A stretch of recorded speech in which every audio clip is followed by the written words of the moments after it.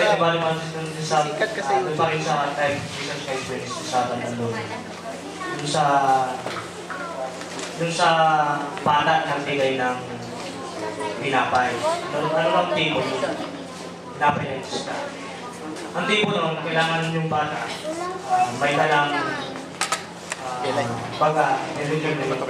may shares sa una, may dala ka.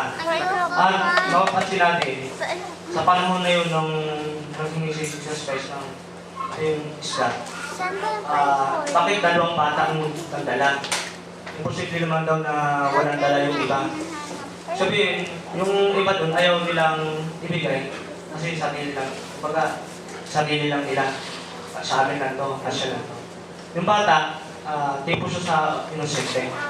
Kumbaga, walang muwang sa sanlibutan. Na gusto lang ng bata, akala niya na yun yung ibigay niya, kumbaga parang nakasamba. Yun yung alam niya.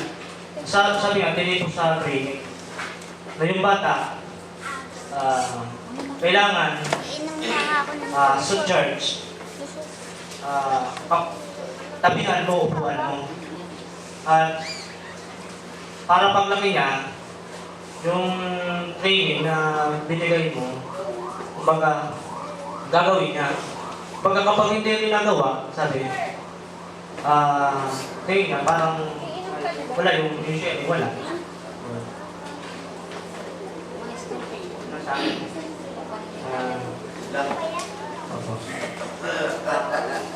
Okay.